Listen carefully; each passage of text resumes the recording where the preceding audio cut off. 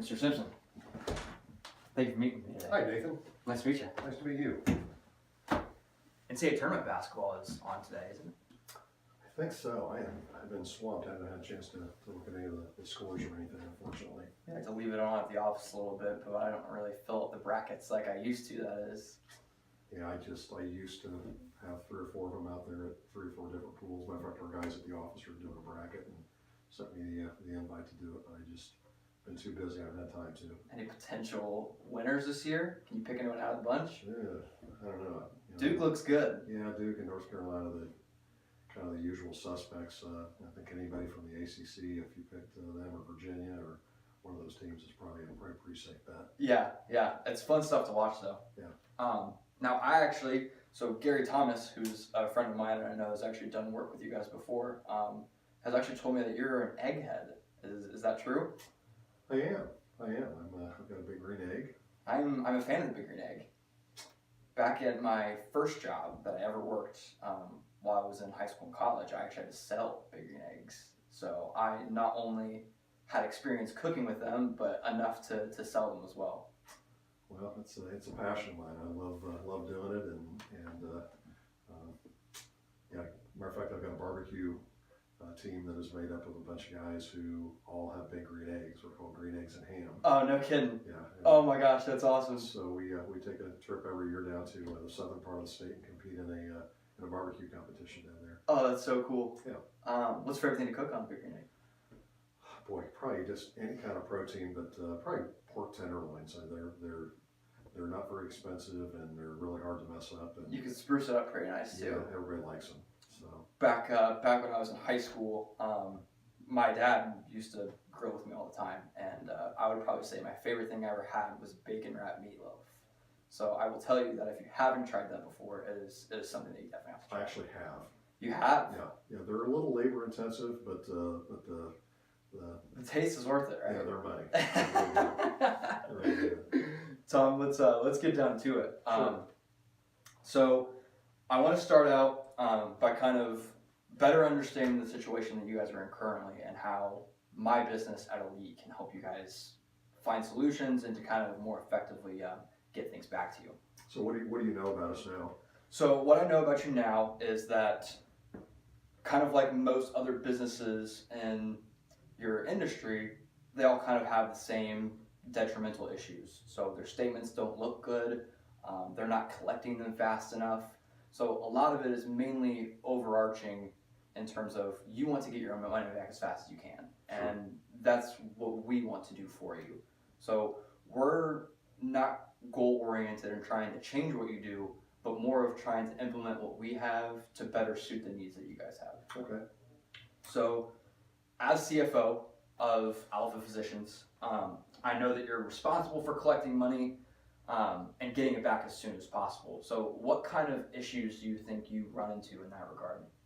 I would say that we're pretty typical of most physician groups in that we've got about 20 docs in our practice, and just the nature of healthcare and the industry nowadays, more patients are on higher deductible health plans. So, 10 years ago when I first started this position, I wasn't the CFO at that time, but when I first came to the practice, a lot of our patients, after they had their visit and the procedure done, might only owe $100, $200 and could pay that balance right away. And today, probably half of our patients have got at least $1,000 deductible as part of their plan. Sure. And in some cases a lot more than that. So the part that they're responsible for is a lot higher. And so that's changed the paradigm of our business. It used to be majority of our reimbursement came from the insurance company or from the government if it was a Medicare or Medicaid patient, and we get that reimbursement pretty quickly without too much lifting. And then 10% of our receivables were coming from our patients. Well, now it's more like 60-40 or almost 55-45, in that almost half of our revenue is coming from our patients, and it's a lot more challenging for them to pay, and obviously a lot more challenging for us to collect from. So would you say that one of your overarching issues would be variability in your statement processing? So having the ability to push out statements that can go to an individual and also have effective statements that you can get from insurance and collections, or do you guys? Well, they're kind of two different animals. So, once we file with the government or with the insurance company, at that point in time, it's in what's called a claim status. Okay. And so we don't bill the patient until the insurance company and the government have already said this is what we're going to pay. So once we get to what's called a self-pay status, this is what the patient owes. I think the challenge that we have is that our statements aren't very dynamic looking, and we get a lot of calls from patients saying that they don't understand really what the statements say. A lot of our patients are older, and so their comprehension level's a little bit challenged. And our statements, again, I kind of wish that they looked differently, that they looked had maybe some more color to them. They're black and white now, and I'm in this industry, and sometimes I don't understand really what our statements say. Any pushback from users of your statements that say anything about their clarity or their... Yeah, all the time. Really? Yeah, all the time. Do you think that's part of the reason why you guys aren't collecting as fast as you'd like to? Yeah, well, there's no doubt. I mean, I think, again, we value our patient feedback, and our patient feedback about their experience with the doctor and with our practice is good. Our scores there are high in terms of, liking the experience at the practice, but our patients, we just get a lot of calls of folks that, it's not that they don't want to pay, it's just that they don't really understand their bill that well. So sure, there's no doubt that's costing us money, and it's costing us time. You have dollar value on what you think that's costing you in your business, or maybe even a time frame? Do you think that it's causing an X amount of weeks or months to get savings back? Well, just the fact that people owe more than what they used to. The amount that we have to turn over to collection is higher, but that's true across the industry. Sure. I don't know that we're going to change that. If we could change anything at all, I would say if we can get folks on payment plans sooner, Okay. than not. And I would say the other aspect would be we really don't have a way for patients to pay their bill online very easily. We've got kind of a form that they have to fill out on the website that they can pay by credit card, but it's not very friendly. We get complaints about that too, that people say they have to fill out the same stuff every single time. Essentially, one thing that we want to do is a trend that is not even just necessarily in your industry, but across multiple industries, is people want things that are tailored to them. So people want their statement processing to fit their needs. And with a business as large as Alpha Physicians, I mean, it's harder for you guys to take what you currently have and push the same thing differently to different people. So yeah, everybody pretty much gets the same statement. Exactly. So part of my solution to you is obviously we're going to get you your money quicker. But another part of what we want to do is we want to make sure that without differentiating what you guys currently do, that we can take all the information that you guys currently compiled and present that in a way that's more tailored to each of those customers. How do you do that? So for example, kind of like I said, one thing that we'll do is customers that have a credit score of over 800, who usually are pretty good at paying their bills, we will send that bill directly to them because those people usually are pretty on top of their things. When, as opposed to if we get a customer that has a credit score of 550 or 600, who's usually pretty delayed on those bills, we won't even send them a bill. We will immediately send them a payment plan because that is going to resonate with them better than, hey, you owe $1,000, when instead we'll send them $100 for 10 months, and that fits kind of more into the need that they have. So I think that one thing that Elite can do is establishing something like a payment plan is something that's not going to differentiate from what you guys currently need to do, and I still think it'll fit your guys' scope of let's get our money and our Benjamins back into our pocket as fast as we can. So people would just mail us a check then?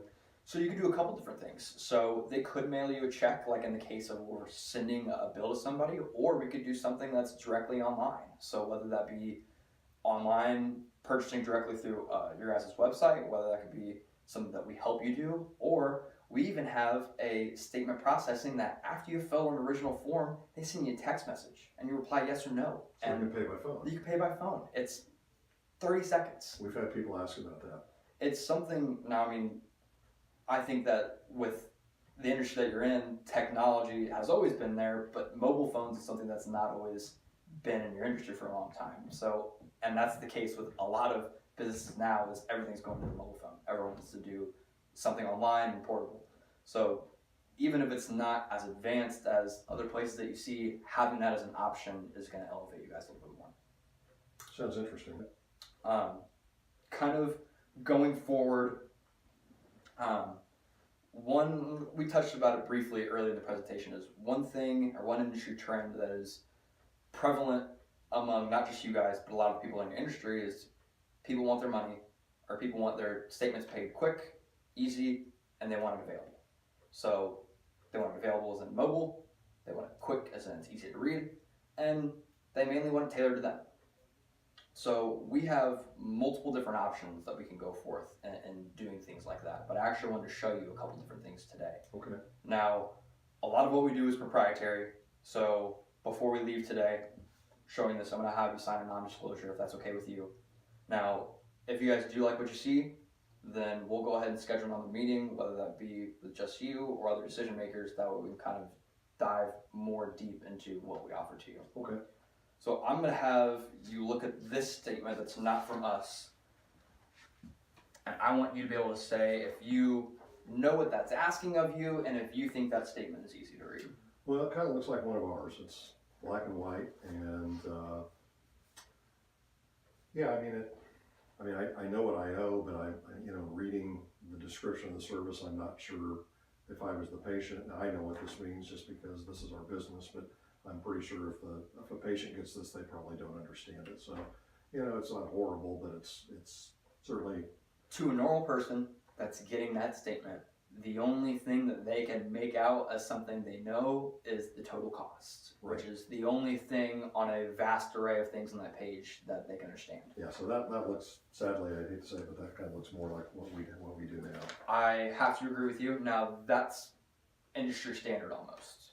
Going with Elite, this is what a statement can look like for you. Oh, wow. There's color, there's pictures, it's easy to read, it's got labels.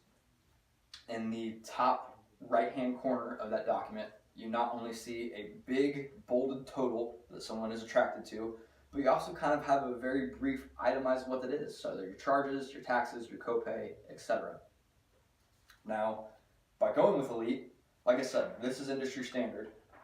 Going with Elite, we can offer you not only a more detailed approach to your statement, but we're going to offer it in a way that's way easier to read for your customers. So they know what they're paying for. So is this a statement backer? Exactly, Okay. yes, that's your statement backer. So this is front and back. Exactly. Okay. So essentially I was on wondering that, where the detail was. So the detail's on the back. exactly. Okay. So on that back page, for instance, in that example, you have someone that has charges for therapy, their copay, and it's easy to read. I think from what I've heard from you today and from what I know about your industry, one of the big things that you outlined for me is statement design. So This really looks nice. So even if we don't go with a enveloped plan of online paying and mobile paying, at least if we can conquer something like statement design, I think that'll help you guys tenfold. Well, I really think, as if we go forward with in the discussions with you, I think we need to look at it all, because we're getting calls from people who want to pay by phone, and what we have online right now is, like I say, it's pretty clunky. It's just not very patient friendly. So in my mind, my job is to make sure that our, from a financial standpoint, that the practice is collecting money the way we need to. Sure. To not just be viable, but to hopefully expand in the future. The docs want to get paid. Absolutely. And the docs they've hired me to make sure that they get paid. So, when I look at this statement design, that's a big deal.